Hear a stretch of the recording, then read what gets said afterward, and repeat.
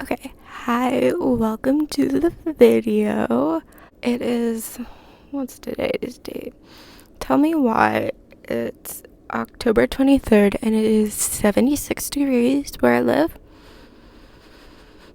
I mean, we all know why. Because I live somewhere hot. No, because global warming. Anyway, so that's fun. So if you hear the fan, I apologize. But I wanted to not just be wearing a tank top. I am wearing a tank top, but that's the joy of these little sweater things because I can just cover my arms. Today's video is my fall. I hesitated to call it my fall TBR because, girl, it's the last week of October. Okay, technically next week is the last week of October, so I have 2 weeks of October left. Then November, so a month and a half is a fall TBR. Also, I'm not that committed to my TBR. So I guess we have 3 categories: books I'm currently reading, books that I have on hold, and the rest. The book I'm currently reading is The Stars Too Fondly by Emily Hamilton. This is a sci-fi, sapphic, what did the blurb say? Part space odyssey, part rom-com book.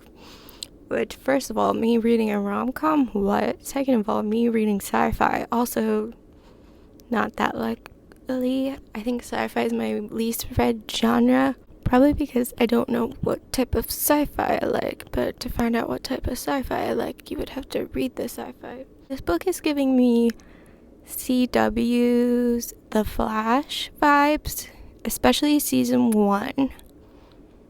I don't want to go into too many spoilers.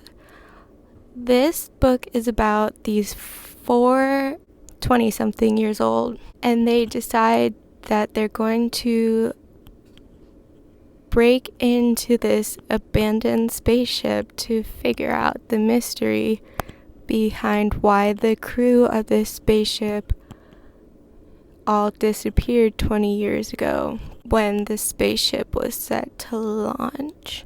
Like, they turned the engine on and phew, everyone's gone. I know this isn't like a serious sci-fi, and I'm not like coming at the author, or I don't want to be like, well, actually, but this book, particularly the beginning, I was just like writing my little annotations in Kindle, being like, this does not make any sense because we're in the year 2061 and we're saying that this spaceship has gotten to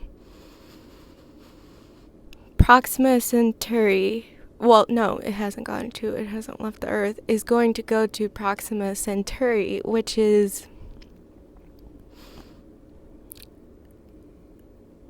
well, the planet, what's the planet called? The planet that's going around that star, which with our technology would take us 70,000 years to get there right now. And not only we're talking 2061, but this spaceship was supposed to go 20 years ago. So 2041, we had the technology to go to Proxima Centauri. Also, the fact that, like, the thing more improbable than us being able to go to this planet in the year 2061 or 2041 is the fact that TikTok still exists. But anyway, they break into this spaceship and they somehow activate the spaceship, and now they're heading to Proxima Centauri, whatever. And they have this hologram of the captain, Billy, and Billy and our main girl, Cleo, are not getting along. And basically, physics start to unravel. Billy, she seems like an asshole, but then her and Cleo start connecting. And it's about the bond of friendship, and maybe love is super powerful. Okay, so next we're gonna talk about the books I have on hold. And the first book is The Third Wife of Faraday House by B.R. Myers, who is the same author as A Dreadful Splendor, which I talked about in my fall books recs video, my last video. When I saw this book come out, I was interested, and it has like the same style of cover, so I'm hoping the same vibes. The cover is really pretty. Okay, so this is a story about Emmeline, who is desperate for a suitor. She's running out of options. So her last option is this guy named Captain Graves, who is a widower twice over, and he's like, I need a wife to help manage my house, the Faraday house. And Emily's like, okay, and she gets there and she's confused because his second wife, Georgina, is still alive, though it doesn't seem like she's going to stay that way. So Emily's is like, something suspicious is happening and I'm all by myself. So she's gonna have to use her courage and her bond with Georgina and this reverend who has a mysterious past to shed light on the truth. At first I read this and I was like, oh, she's getting in a bond with Georgina, perhaps a bit of sapphic, but then the reverend's described as handsome, so I'm feeling like that's where the romance is gonna be, which fine, I guess.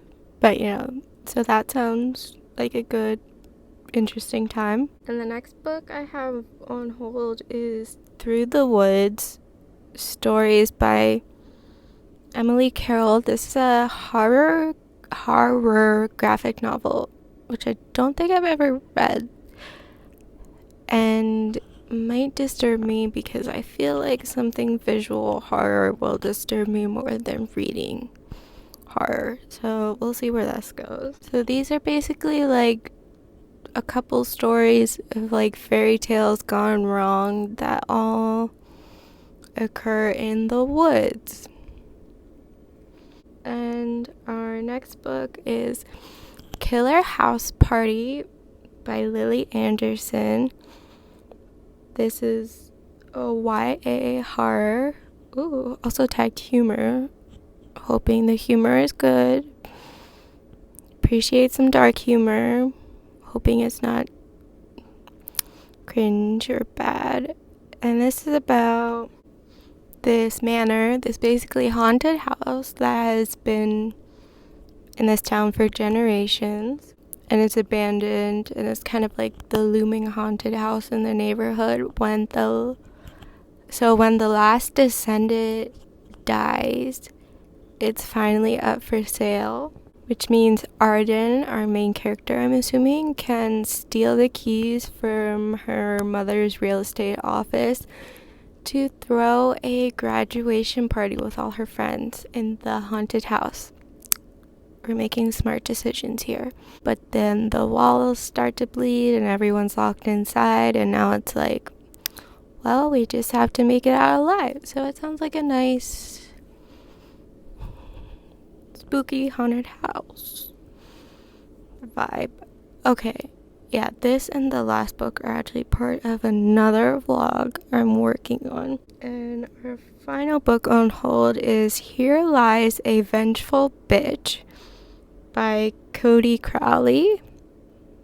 Love the title. And it's about a murdered girl named Annie Lane who's back from the grave and wants revenge, but she doesn't know who killed her. So it says, Cody Crowler's propulsive debut presents a furious and cathartic thriller skewering society's condemnation of unlikable girls. That's part of what drew me in. So she seems to have not had like the best time. Her mother's kind of careless. Her ex-boyfriend cheated on her. She's got a bad reputation. So she's used to being left behind, but she's not used to dying until she wakes up to find her body's been dumped on a mountain rumored to raise the dead. She can't remember who killed her, but she'll stop at nothing to figure it out and make them pay, because girls like her don't get justice unless they take it for themselves. So that premise sounds really interesting. This is a YA thriller suspense. At first I thought she was a ghost, but I think she might be like animated. Okay, on to the rest of the list. These are basically my, if I get around to it. So the first one is Frankenstein, which I know have not read a classic like Frankenstein.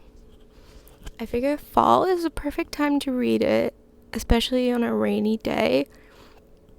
Here's the thing, I don't know what this book is about. I mean, like, obviously Dr. Frankenstein and his creation, but like,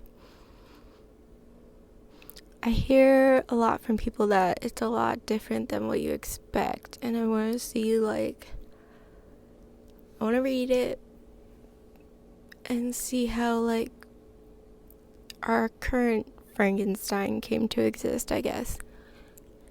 Next we have Emily Wilde's Map of the Otherlands, which is the second book, and I'm really excited to read this.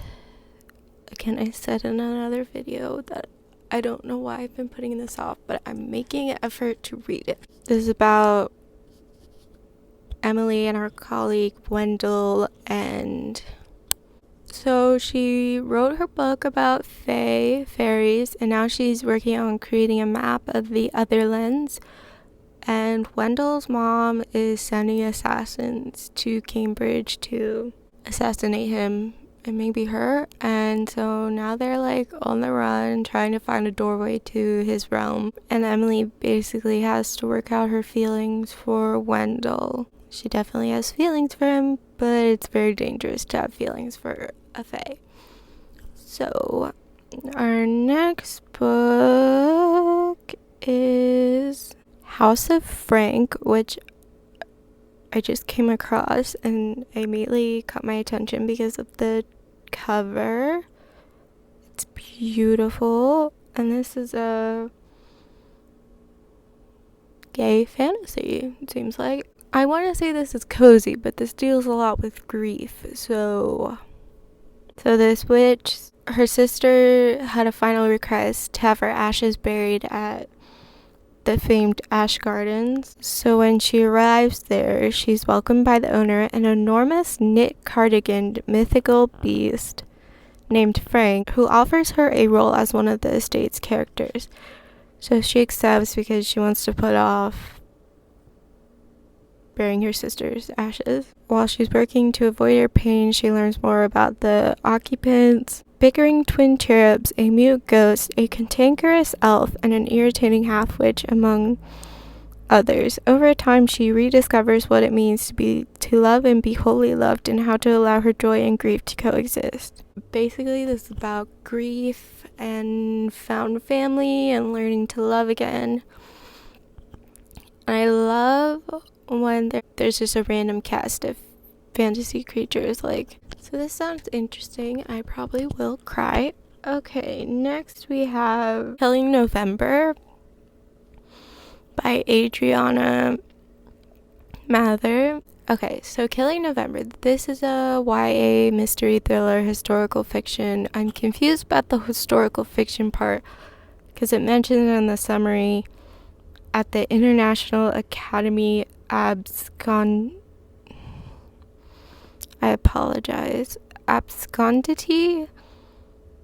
there's no electricity, no internet. So if there's no internet, then internet exists. So it can't be that historical, whatever. So this is basically an academy where people train to become assassins, spies, or master impersonators. And November is kind of like the ordinary girl. Oh no, she's not like other girls.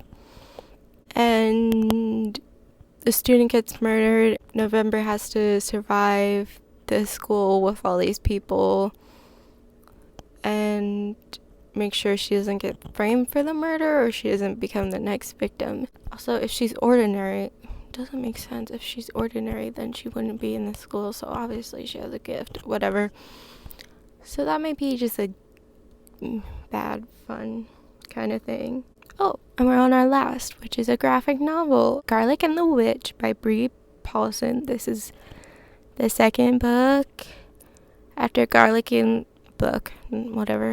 after Garlic and the Vampire, which I also recommended in my last video.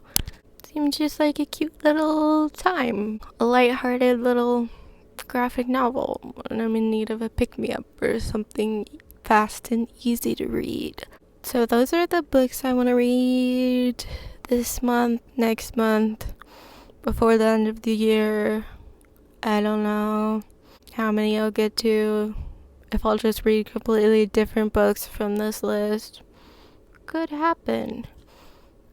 Thank you for watching. Leave a like and comment any of your books in your TBR for fall, and I'll see you hopefully next week. Bye.